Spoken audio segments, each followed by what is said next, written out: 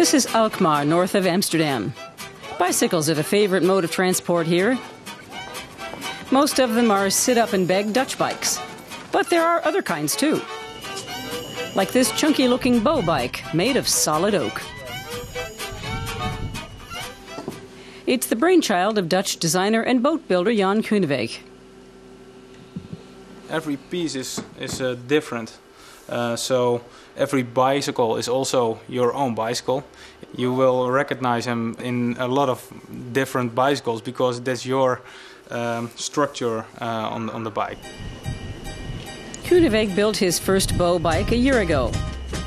250 of these durable machines have been produced since then. They weigh about 20 kilos and cost around 1,500 euros. Yeah, I really like to bring people closer to nature, especially in the city, because I think they don't recognize them where we came from, and we will be much happier when we are close to nature. Bikes made of sustainable raw materials are growing in popularity. The Amsterdam sandwich bike comes in a flat pack. Briton Andy Martin's bike is made of bentwood originally designed for German furniture maker Tonet. And the handmade Waldmeister bike from southern Germany is made out of beechwood. Bremen bike builder Tobias Meyer has gone for a more exotic material, bamboo. The frames weigh 2 to 3 kilos and are as robust as metal ones.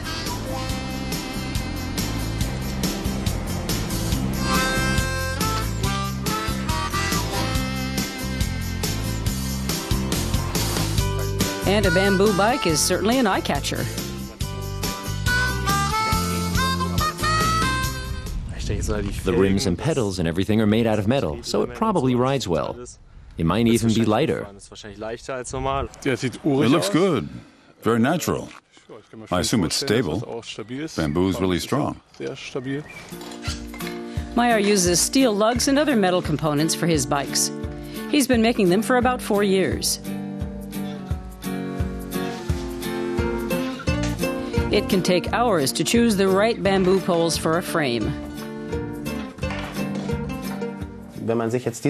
If you look at these two poles, for example, they look pretty similar in section, but this one has a much thinner wall thickness.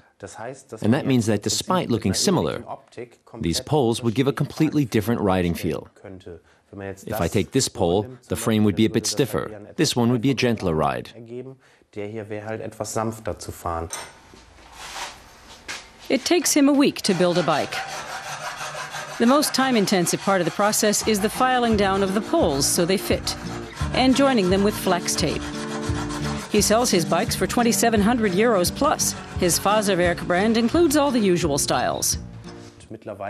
Nowadays, you can see that people really pay attention to their own style on bikes.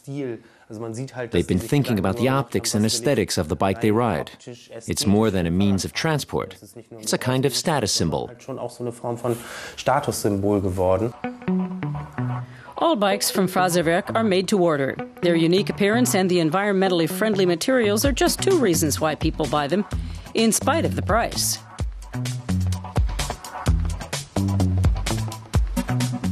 If you look at rising fuel costs, then that's reason enough for more and more people to turn to cheaper alternatives. And bikes are quite clearly the cheapest.